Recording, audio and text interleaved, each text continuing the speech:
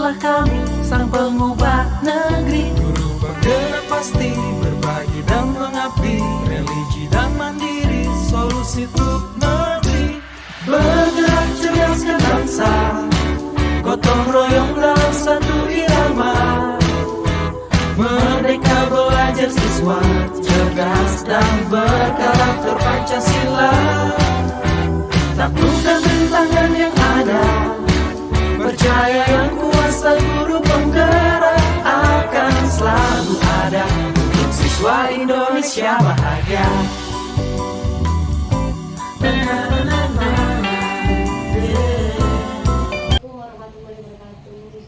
Waalaikumsalam warahmatullahi wabarakatuh. Bu Oki, apa kabar? Alhamdulillah baik Ibu. Gimana Ibu kabarnya Bu? Alhamdulillah, ada yang bisa dibantu. Kita akan melaksanakan tugas CGT Bu, mengenai pengambilan keputusan berbasis nilai-nilai kebajikan sebagai pemimpin. Yang pertama Bu, bagaimana menurut Ibu mengidentifikasi kasus-kasus yang merupakan dilema etika atau wujudan moral? Untuk mengatasi dilemanya, pertama kali tentu kita mengidentifikasi masalah itu. Kita akan temukan akar masalahnya. Kemudian dari akar masalah kita akan mencari solusi penyelesaiannya, mengkomunikasikan dengan baik hasil solusi tersebut. Karena buat Ibu menjalankan pengambilan keputusan di sekolah, terutama untuk kasus-kasus di mana ada dua kepentingan Bu, yang sama-sama benar atau sama-sama mengandung nilai kebajikan Bu. Mengedepankan rasa sosial, sehingga dalam memimpin itu kita pakai hati Bu, supaya tidak ada yang merasa terdiskriminasi dari keputusan tersebut. Pertanyaan selanjutnya Bu, langkah-langkah atau prosedur seperti apa yang Ibu lakukan selama ini Bu? Langkah-langkah pertama yaitu melakukan sosialisasi terlebih dahulu dengan rekan-rekan guru dan warga sekolah. Langkah kedua, membahas masalah yang akan kita selesaikan itu yang menjadi delima dalam aturan sekolah dalam suatu rapat secara bersama. 3, bermusyawarah untuk menemukan kesepakatan bersama yang akan dipatuhi bersama. Hal-hal apa saja yang selama ini Ibu anggap efektif dalam pengambilan keputusan pada kasus-kasus dilema etika Ibu? Yang sangat efektif yaitu pertama kita melakukan komunikasi terbuka. Kedua adalah transparansi, transparan dalam hal semuanya. Yang selanjutnya Ibu, hal-hal apa saja yang selama ini merupakan tantangan Bu dalam pengambilan keputusan pada kasus dilema etika Ibu? Yang pertama, tantangannya itu adalah menerapkan kedisiplinan seluruh warga sekolah. Kedua, bagaimana merubah mindset SDM dari semuanya terutama guru supaya berubah menjadi guru yang melaksanakan proses pembelajaran yang berpusat kepada peserta didik. Bagaimana guru itu menjadi guru pembelajaran sepanjang hayat. Apakah Ibu memiliki sebuah tata cara atau jadwal tertentu Bu dalam sebuah penyelesaian kasus dilema etika Bu? Yaitu melalui program per semester dilakukan supervisi, observasi klinik maupun yang supervisi dalam kelas, pertemuan-pertemuan yang sekarang sudah oke Ibu melalui kombel sekolah Ibu. Jadi salah satu kombel itu wadah mendiskusikan segala hal dari apa yang kita hadapi. Target, yaitu target jangka pendek 1 tahun dapat melaksanakan proses pembelajaran yang berpusat kepada siswa, dapat membuat administrasi. Kemudian jangka yang menengah 2 tahun yaitu guru sudah mampu mengelola proses pembelajaran dengan baik, lalu merefleksi yang sudah didapat itu berbagi praktek baik sesama warga sekolah Ibu. Itu target 2 tahun. Nah, target 3 tahun siswa sudah berprestasi, kemudian guru sudah bisa membuat tujuan pembelajaran sendiri, alur tujuan pembelajaran sendiri dan modul ajar sendiri yang akan dimodifikasi untuk penyelesaian media ajar di dalam kelas. Adakah seseorang atau faktor apa saja selama ini mempermudah atau membantu Ibu dalam pengambilan keputusan dalam kasus dilema etika Ibu? Dengan adanya guru-guru yang sangat hebat, guru-guru muda yang penuh inovatif, yang menguasai TIK, bagaimana kerjasama guru yang sangat baik. Kemudian sekolah ini sekolah penggerak Ibu, jadi kita juga ada bimbingan-bimbingan dari fasilitator. ada pengawas sekolah yang bisa membantu, dan yang luar biasa di sekolah kita ini kan ada guru tamu. Jadi guru-guru tamu itu adalah wali murid yang memiliki kompetensi dalam hal kegiatan, contohnya literasi, ada lagi bullying dari psikologi, ada lagi dari kegiatan talenta, seni, suara, menganyam, dan lain-lain. Itu kita ambil sebagai hal mudah untuk meningkatkan yang diterima dalam sekolah kita.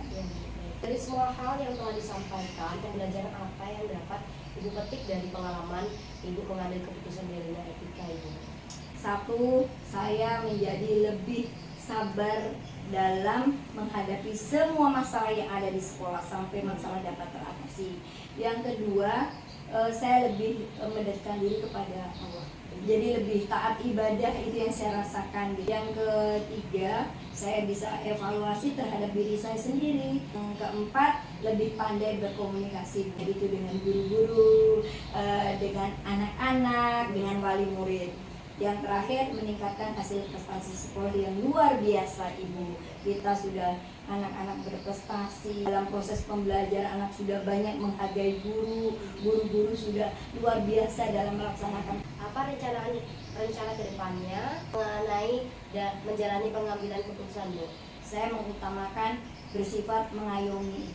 Jadi saya tidak akan membeda-bedakan, mengayomi semua warga sekolah supaya keputusan yang nantinya menjadi kesepakatan bersama dengan rasa mengayomi dapat terlaksana dengan baik, lingkungan kelas bersih, kemudian lingkungan sekolah juga tertata rapi. Kita menganalisis berdasarkan data ya Ibu, yaitu data hasil laporan guru kepada siswa, dan yang kedua visi misi sekolah yang sudah kita menjadi unggulan sekolah atau menjadi panduan sekolah. Yang ketiga adalah hasil rapor pendidikan. Jadi Ibu, terima kasih Ibu. Sebelumnya saya pamit dulu Ibu. silakan Ibu. Waalaikumsalam warahmatullahi wabarakatuh.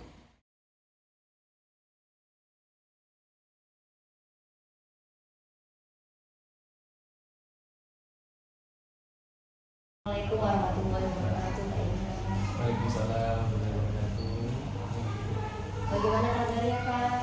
Alhamdulillah sehat. Ibu bagaimana? Alhamdulillah Pak sehat. Maaf menunggu waktunya ya Pak. Saya datang ke sini itu saya mendapatkan tugas dari CDP Pak Angkatan 11 mengenai pengambilan keputusan berbasis nilai-nilai kebajikan seorang pemimpin Pak. Jadi nanti saya akan mewawancarai Bapak. Ada beberapa pertanyaan, yaitu mengenai pengambilan keputusan. Bagaimana Bapak dapat mengidentifikasi kasus-kasus yang merupakan dilema etika atau rujukan moral? Mengenai dilema etika ya dan rujukan moral, sebenarnya ini banyak itu ya, oleh sekolah-sekolah kasusnya. Nah, memang ini biasanya permasalahannya itu kompleks. Cuman mungkin saya contoh salah satunya adalah siswa kelas 1 tadi. Seperti itu ada beberapa siswa itu yang belum bisa membaca ya dengan baik, dimana seharusnya ketika nanti kelas 2 anak tersebut sudah bisa membaca. Nah, jadi dilemanya adalah bagaimana mau kita lanjutkan ke kelas 2 sedangkan anak tersebut belum bisa membaca, bertulis dan berhitung dengan baik. Mau kita lakukan dilemanya seperti tadi, mau kita tinggal sedangkan aturan sekarang tidak boleh gitu kan. Itu dilemanya. Bagaimana Bapak menjalankan pengambilan keputusan yang merupakan dilema, terutama untuk kasus-kasus di mana ada dua kepentingan yang sama-sama berdampak atau sama-sama mengandung nilai kebajikan. Kalau kita identifikasi dulu ya, masalahnya apa, dari mana kita identifikasinya? Kita ya tahu pasti dari wali kelas, guru mapel, ataupun warga sekolah. Langkah-langkah atau prosedur seperti apa yang biasa Bapak lakukan selama ini? Nah, kalau prosedurnya seperti tadi kita coba lihat dulu, identifikasi dulu dari bawah tadi wali kelas seperti apa masalahnya. Oh, anak ini belum bisa membaca, apa menjadi kendalanya? Terus bagaimana apa bisa kita solusikan? Ketika belum bisa kita beri solusinya, kita coba naik lagi ke atas dengan kurikulum ya. Dan kalau bapak kurikulum juga belum bisa, maka dari itu ya kita panggil orang tua untuk duduk bersama mencari solusi dari permasalahan tersebut. Apa saja yang selama ini Bapak anggap efektif dalam pengambilan keputusan pada kasus-kasus dilema etika? Tentu saja ketika permasalahan dilema etika itu biasanya tidak bisa serta-merta langsung putuskan oleh kepala sekolah sendiri. Tentu saja perlu masukan dari warga sekolah lainnya, seperti yang tadi dari wali kelas, kurikulum, kemudian dari orang tua. Itu kita duduk bersama dan kita mencari solusi terbaik agar tidak merugikan dari orang tua dan juga dari guru atau dari siswa. Hal apa saja yang selama ini merupakan tantangan dalam pengambilan keputusan pada kasus-kasus dilema etika? Ya, kalau tantangan sendiri tentunya sebenarnya juga dari dalam ada ya. Jadi dari warga sekolah ini juga itu sebuah tantangan karena kan apa yang kita rencanakan atau keputusan yang kita berikan itu ada penolakan guru tentunya dari orang tua. Apakah Bapak memiliki sebuah katakanlah atau jadwal tertentu dalam sebuah penyelesaian kasus dilema etika? Apakah Bapak langsung menyelesaikan di tempat atau memiliki sebuah jadwal untuk menyelesaikannya? Bentuk atau prosedurnya seperti apa yang Bapak jalankan? Ya, kalau penyelesaian masalah ya itu kita identifikasi dulu masalahnya apakah bisa langsung kita selesaikan ataupun tidak. Kalau misalnya bisa ya langsung selesaikan, bisa itu juga. Tapi kalau misalnya tidak, tentu saja kita perlu diskusi lebih banyak dengan guru ataupun dengan orang tua. Tetapi untuk mengetahui permasalahan itu sebenarnya saya ada jadwal untuk evaluasi secara berkala. Jadi dari evaluasi tadi, jadwal tentu tadi kita bisa melihat apa permasalahannya dari sekolah. Adakah seseorang atau faktor-faktor apa yang selama ini mempermudah atau membantu Bapak dalam mengambil keputusan dalam kasus-kasus dilema etika?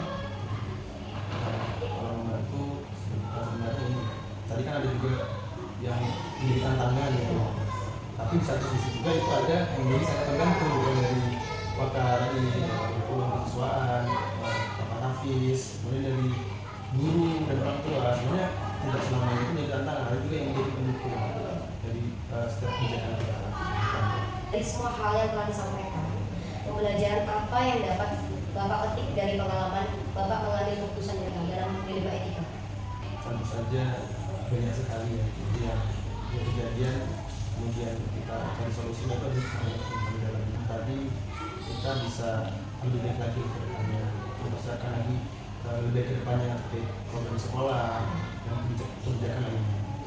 Apa rencana ke depannya Bapak dalam menjalani pengambilan keputusan? Misalnya lebih hati-hati atau bagaimana cara mengukur keefektifan pengambilan keputusan itu? Kita mencoba evaluasi dari kebijakan yang sudah kita laksanakan ya. Kemudian salah satu contohnya dengan anak kelas 1 ini ada jam makan siang. Setelah kita coba evaluasi, ternyata respon dari guru, kemudian dari orang tua, bahkan dari anak itu juga terlihat. Dengan adanya jam makan tadi, anak yang awalnya itu sulit membaca, itu kemajuannya sangat luar biasa. Itu insya Allah akan kami terapkan lagi di tahun ini. Luar biasa, ini merupakan pembelajaran buat saya pribadi. Meluangkan waktu untuk saya pribadi, terima kasih ya Pak ya. Saya Andri, Assalamualaikum warahmatullahi wabarakatuh. Waalaikumsalam. Sehangat sang mentari, secerah sang pelangi, sambutlah kami sang pengubah negeri. Guru penggerak pasti, berbagi dan mengabdi, religi dan mandiri, solusi untuk negeri. Bergerak cerdaskan bangsa, Gotong royong dalam satu irama, wujudkan cita-cita siswa, cerdas dan berkarakter Pancasila. Taklukkan rintangan yang ada, percaya yang kuasa guru penggerak akan selalu ada untuk siswa Indonesia bahagia.